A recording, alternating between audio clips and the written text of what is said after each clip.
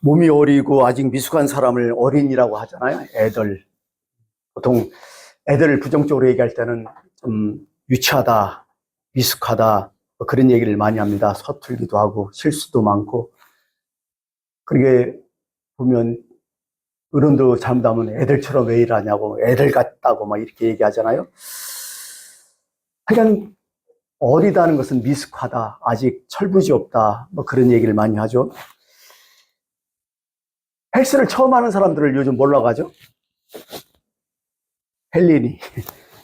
주식을 처음 하는 사람을 주린이, 골프를 처음 하는 사람을 골린이, 캠핑을 뭐 자주 하는데 캠핑을 처음 하는 사람 캔린이, 등산 처음 하는 사람 등린이, 낚시 초보하는 사람 낭린이, 뭐 이렇게 막 계속 쓰더라고요 요즘. 이건 어리다는 거지. 아직 성장이. 어린이 자체는 사실은 귀하잖아요. 성장이 무궁하고 기대도 있고 희망도 있고 극진히 사랑해야죠. 그런데 문제는 뭐예요? 어른이지만은 애들 같은 사람이 있다는 거죠. 나이 먹을 만큼 먹었어요. 다 성장했어요. 근데 생각은 아직 유치해. 아직 애들이야. 보통 심리학에서는 어른아이라고 얘기해요. 철부지, 철없는 사람. 최근에 인터넷을 찾아보니까 나이 먹고 철없는 사람을 잼민이라고 하대. 잼민이. 그전에는 뭐 못하면 잼뱅이라고 하잖아요. 근데 이걸 좀 약간 해서 잼민이라고 해요. 하여간 몸은 성인인데 생각, 행동이 매우 그냥 참 애들처럼 유치한 사람을 얘기하죠. 중이도 있잖아요. 중이병도 있는데 실제적으로 중이가 아니라 뭐예요? 중이가 딱 되면 그렇잖아요. 예? 상황 파악 못 하잖아요, 얘네들.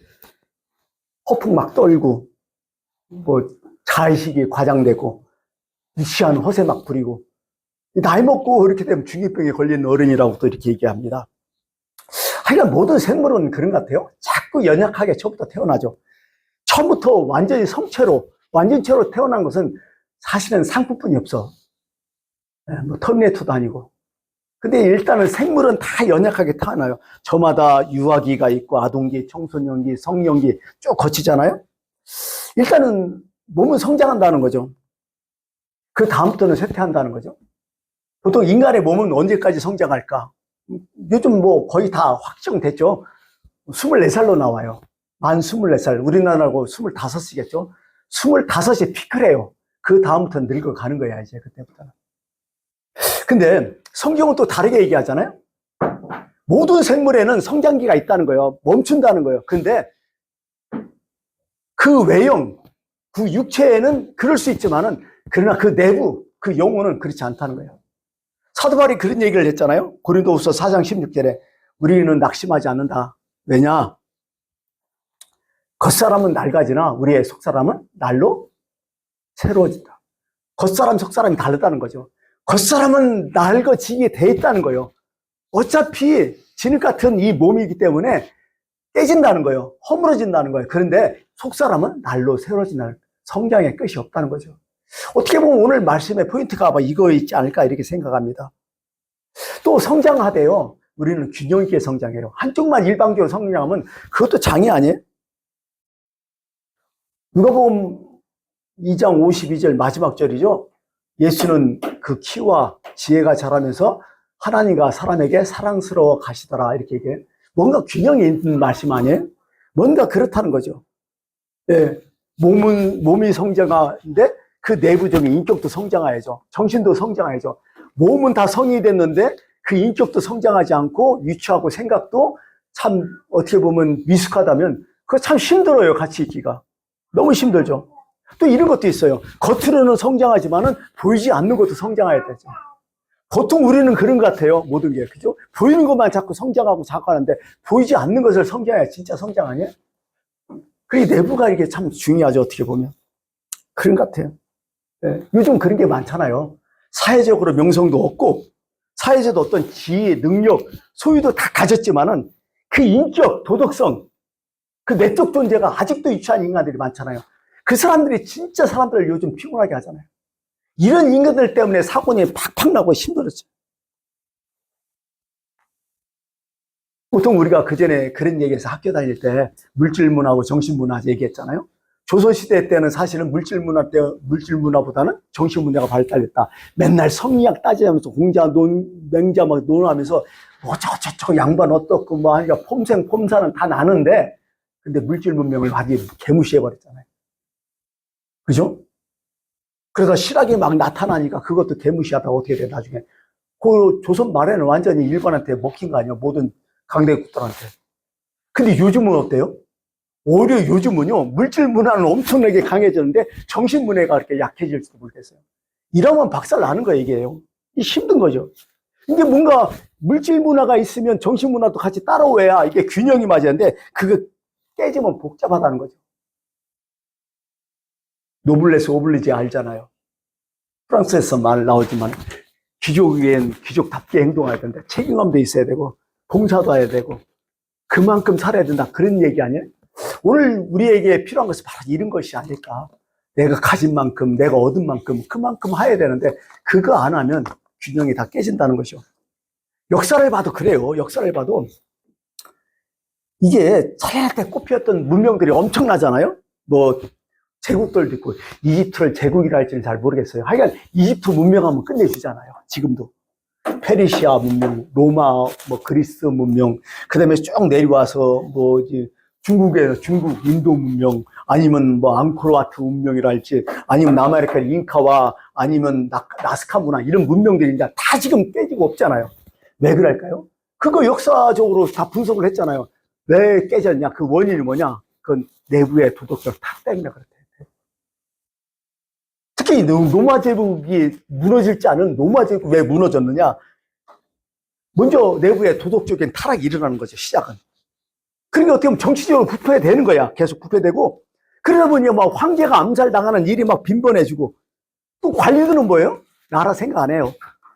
부정부패만 일싸워. 자기만 일싸워. 시민들은 공공 책임 안 져요. 다 자기 안위만 생각하고요. 개인의 이익만 추구하고. 경제가 붕괴돼요. 그러다 보니까 과도한 세금 막 매겨지고. 빈부격차 막 양극화대가 심해지고. 한쪽에서는 폭동이 일어나고. 군대도 그래요. 처음에는 이제 로마 군인들이 군사로 나갔지만은 이게 자꾸 전쟁하다 보니까 이기니까 포로가 끌려오고 또 돈이 많으니까 왜 용병들을 쓰는 거야, 돈으로 다. 그게 나중에는요, 로마가 어떻게 해야 돼요? 자국민들 군사는 별로 없어요. 대부분 다 용병이 들어. 그러다 보니까 군대 내부에서도 항상 문제고. 국가에 대한 충성 없어요, 사람들도. 다 자기 먹고 사는 것만 신경 쓰고. 그러다 보니까 어떻게 해요? 게르만 민족 밀려오지, 반달적 밀려오지. 그래서 나라가 박살나는 거예요. 어떻게 보면 이 도덕성 문제, 이런 정신 문제가 상당히 중요했지 않을까 이렇게 생각해요. 누가 미숙한 사람일까요? 아니야. 누가 겸손한 사람일까요? 거꾸로 얘기할까요? 누가 교만한 사람일까요? 내가 겸손하다고 생각하는 사람이 제일 교만하대. 누가 미숙한 사람일까요? 내가 똑똑하다고 생각하는 사람이 제일 미숙하대, 사실. 이 자의식이라는 게 있잖아, 자의식. 제가 나이 먹으니까요, 이제 영안이 뜰렸는지 노인들의 문제가 심각한 걸 이제 느껴. 내가 노인으로 살아보니까 좀 알 것 같아요. 나도 예전 같지 않아요. 그러니까 내 스스로도 보니까. 근데 고집은 자꾸 세죠. 자기 경험, 지식 최고인 줄 알아. 자식이 최고 진실한 줄. 내가 잘못된지를 모르면서 자기 주장 너무 강해요. 특히 나이 먹으니까요. 자꾸 까먹어. 내가 얘기했던 걸로 까맣게 잃어. 상대편은 목사님이 그랬잖아요. 그러는데 나는 안 그랬거든. 근데 나중에 보니까 내가 진짜 그러고 있었어. 약속한 거 가끔 까먹어요. 좀. 약속 안 한 것 같아. 뭐 이런 것들이요. 어떤 것을 판단할 때 내 기준에 맞는데 나중에는 아닌 거예요.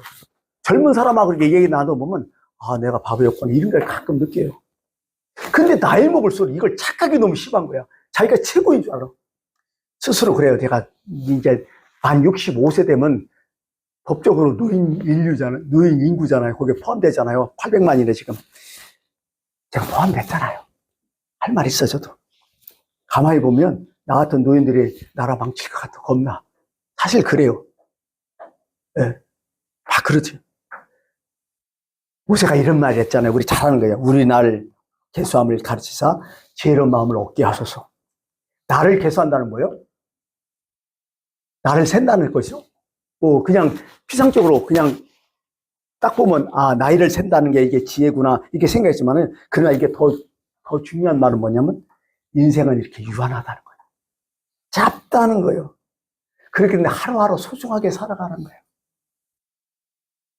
애들하고요, 어른하고 나이 사는 셈법이 달라요. 애들은 어떻게 살까요? 지금까지 살아온 날을 세. 나 몇 살이라고 강조해요. 어른은 앞으로 살 날을 자꾸 새겨요. 나 몇 년 살까? 이렇게. 그게 지혜가 아닐까 또 생각해요. 사실 나이 먹으면 뭐예요? 아니, 나이 먹든지 안 먹든지 인간이란 처음이 시작됐으니까 디데이, 그날을 생각하며 사는 게 지혜로운 사람이 할 것 같아요. 영원히 살 것처럼. 죽지 않을 것처럼 생각한다는 게 이게 너무 무식한 얘기니까. 이게 정말 유치한 생각 아닐까 이런 생각해요. 지금 다 죽는데 나만 안 죽는 걸 생각한다. 그 말이 안 되죠. 사실은 내 날이 얼마 남았는지 계산하는 것부터 성숙이 시작되지 않을까 이런 생각해요. 그래서 어떻게 보면 지혜란 그런 것 같아요. 지혜란 뭐 아는 것이 많다 지혜가 아니라 지혜란 내가 하나님 앞에서 무엇이 가장 중요한지를 물으며 생각하며 살아가는 사람, 그게 진짜 지혜가 아닐까. 하루를 살더라도 하나님께서 원하시는 게 무엇입니까? 오늘 가장 중요한 일이 무엇입니까? 이렇게 마음에 두면서 하루하루 살아가는 게 지혜가 아닐까 생각합니다. 우리 애들 얘기했으니까요. 우리 보통 교육 심리학을 했던 분들 알아요. 여러 가지 이제 쉽게 발달 심리학자들 많잖아요. 뭐 브루노, 그 다음에 뭐 에릭 에릭슨, 에릭 프롬, 뭐 이런 사람들 많잖아요. 메슬로우도 있고요. 그 중에 이제 심리학자 중에서 피아제라는 사람이 있어요. 아동의 특징을 이 사람은 6개에서 딱 꼽아요. 아동기. 아동은 어떤 애들이냐? 만 2세에서 만 5세까지를 얘기해요. 이 기간에 있는 애들의 특징들이 다 있다는 거야. 첫 번째, 애들 같다는 게 뭐냐? 얘네들은요, 실제는 모르고 항상 사물을 상상하며 본다는 거야. 근데 실제와 상상의 괴리가 많은 거예요, 애들은.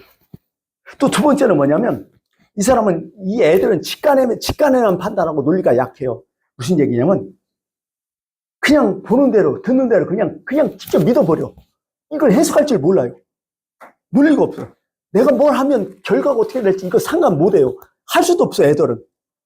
그냥 듣는 대로, 보는 대로 순간순간 콧대 하고 말아버려. 세 번째는, 아동계의 가장 특징이 뭔지 알아요? 자아중심적이라는 거예요. 다 내 중심이야. 나만 이해해달라고. 모든 사람이 다 날 위해서 있다고 생각하고요. 내가 우주의 중심이라고 생각하고, 내가 요구하면 다 들어줄 건 생각하고, 이렇게 애들은 그래요. 그냥 안 들어주면 엄청 땡깡 놓잖아요.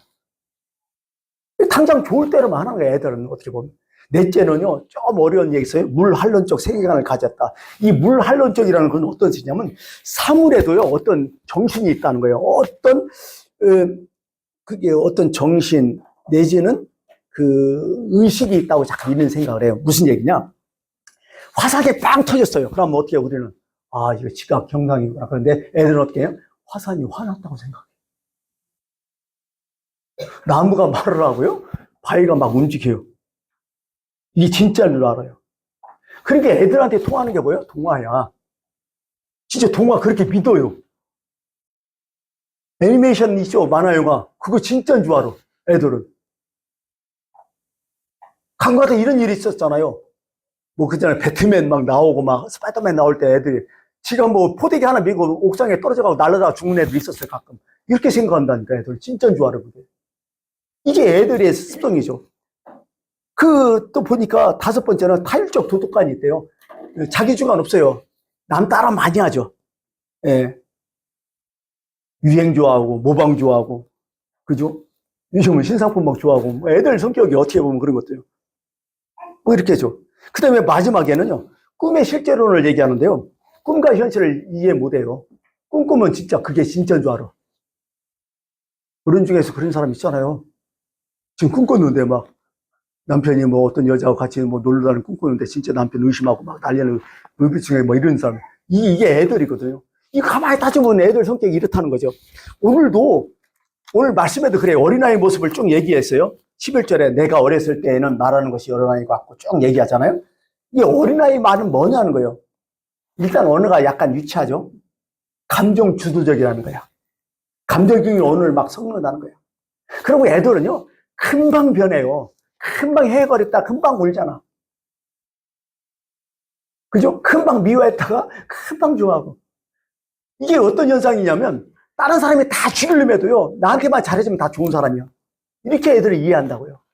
이게 애들이 습성이라는 거죠. 자기 중심적이잖아요.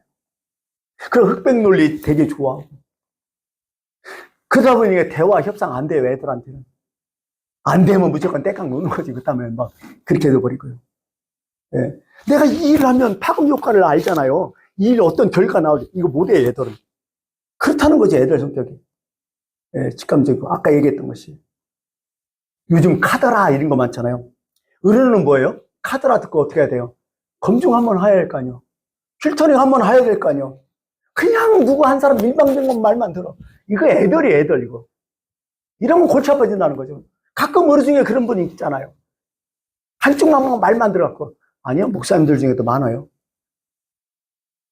교회가 어떤 문란 딱 일어나잖아요. 문제 있으면요. 목사님들끼리 막 모여갖고 얘기하잖아요. 그러게 장로님하고 교회에서 장로님하고 목사님 싸우면요. 누가 이겨요? 목사님 쪽에서 목사님 다 이겨. 왜? 목사님 말만 들으니까. 요즘 그런 추세가 좀 있어요. 교회들마다. 하여간 이런 거예요. 이런 거. 또 깨닫는 것이 어린아이 같다고 얘기하잖아요. 아까 깨닫는 거 뭐예요? 피상적이라 하잖아요. 응? 깨닫는 것이 그렇게 유치할 수가 없어. 기도해도 꼭 뭐예요? 달라는 거잖아요. 뭔가 요구하고 막 이런 거잖아요. 그럼 가만히 있어도 맨날 쾌락 그런 거잖아요. 잘 먹고 잘 사는 거. 성경 이해하는 것도 그래요. 성경 이해를 어떻게 해요? 자기한테 꼭 유리한 것만 외우고 다니잖아. 그죠? 자기한테 꼭 그냥 이득되는 것만 그거 알고 막 이렇게 심하죠.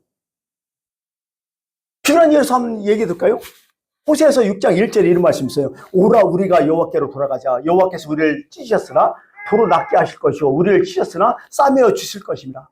이거요, 제가 젊었을 때에 수련할 때 이거 표제 이 목표 제목 이거 엄청 달았어요. 여호와께로 돌아가자 막 이런 거예요. 근데 가만히 보면요, 이게 누구 얘기예요? 하나님 얘기예요? 아니잖아요. 지네들이 자기 생각이요. 내가 보고 쉽게 말해서 하나님이 이걸 요구하지 않아요. 진짜 하나님께서 요구하는 건 뭐냐면 진짜 진정을 회개를 요구해요. 근데 가만히 봐요. 우리를 찢었으나 우리를 도로 낫게 하실 것이다. 우리를 찢었으나 싸매 주실 것이다. 아니, 하나님은 전혀 그런 생각 없어요, 지금.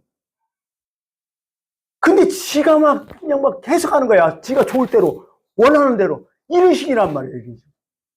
이거 얼마나 유치한 생각이에요. 사절 보니까 이렇게 에브라임아 내가 내게 어떻게 하랴, 유다야 내가 어떻게 하랴. 하나님 속 터져버리는 거예요. 이런 식으로 해석한다는 거예요, 성경을.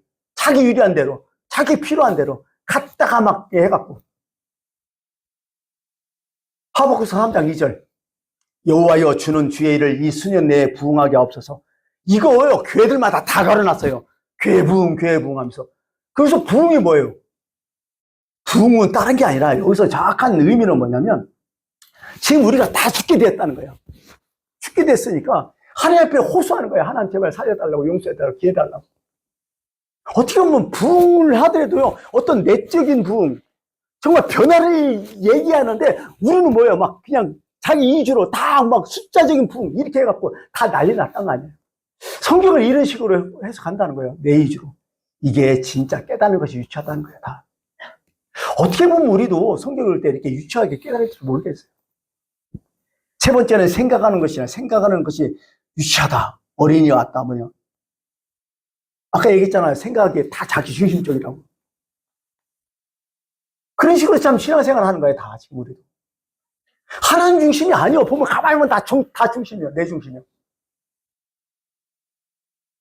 어떤 두 아이가 엄마 생일을 맞이해서 아빠하고 같이 이제 물건을 사러 가게에 갔는가 봐요.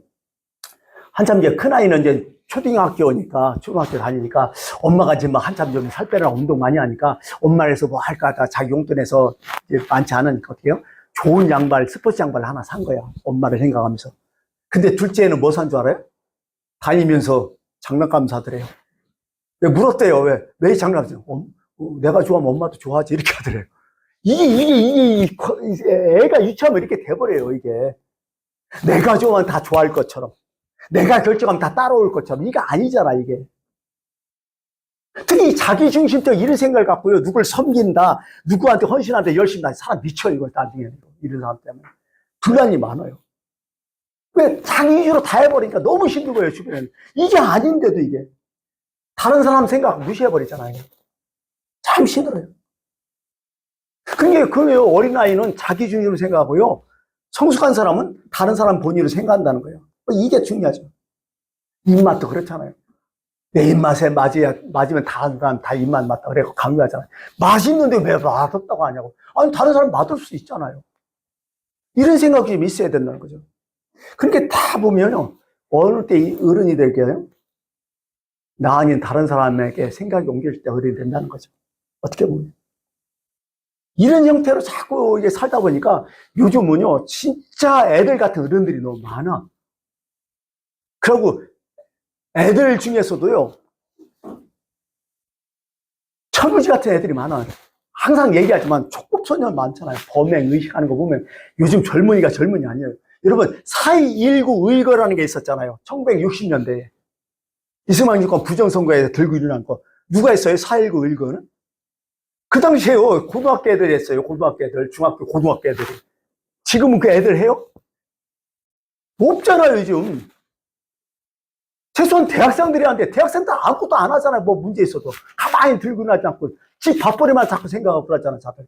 자기만 생각하고. 참 그런 것 같아요. 그 요즘 현대학자들은요, 오늘 이 우리나라의 세대를 딱 두 가지로 딱 얘기해버려요. 뭐지? 충동행위의 시대라고. 요즘 가끔 TV에 나온 게 많잖아요. 묻지마 살인. 칼부림 나고 막 하잖아요. 막 하고 애들이 막.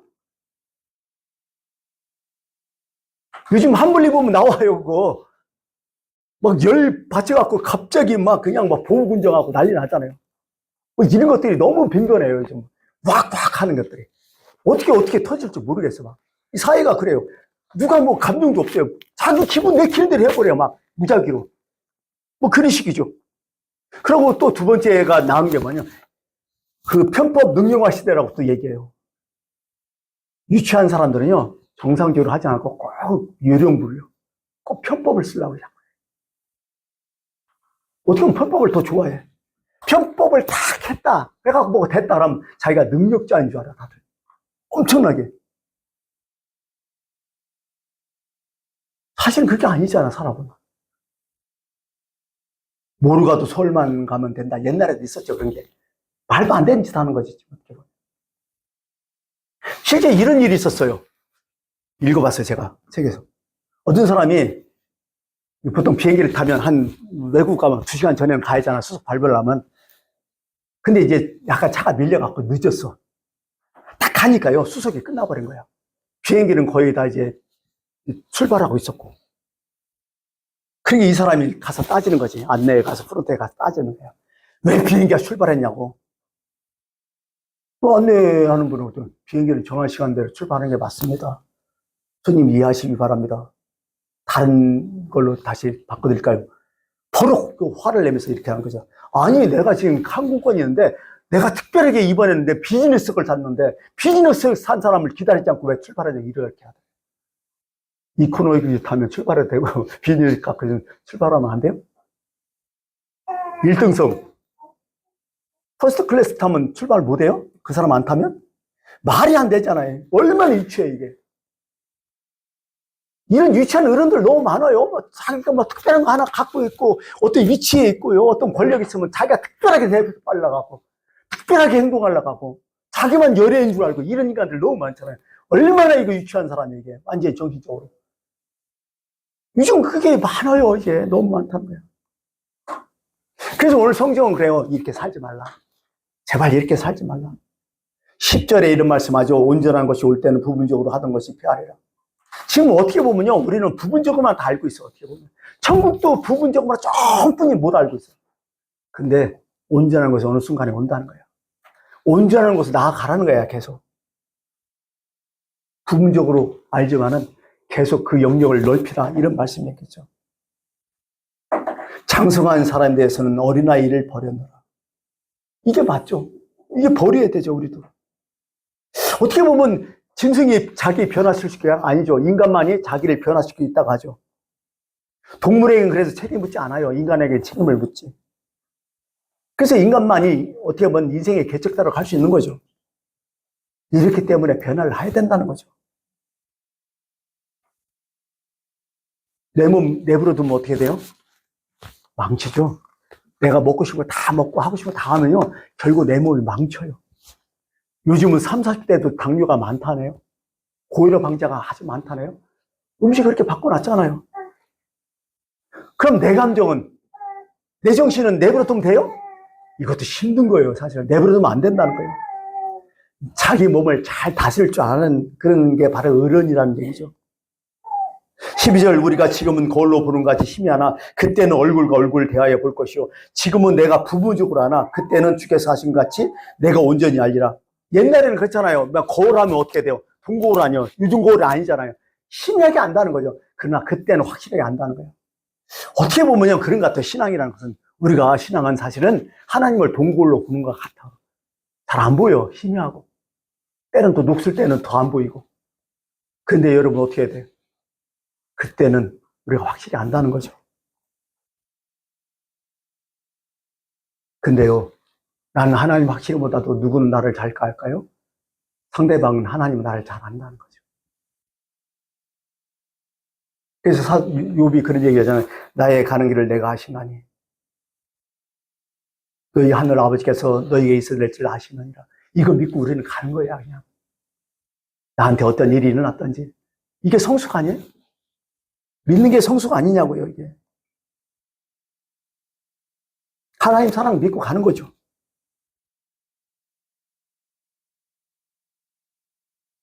사도 바울 얘기하면서 마치겠습니다.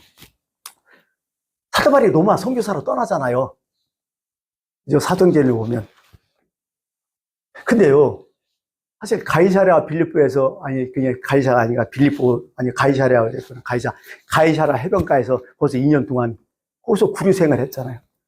그러나서 어떻게 돼요? 도저히 안 되니까 가이사랴에 상소하는 바람에 로마에 가잖아요. 한번 생각해 보세요.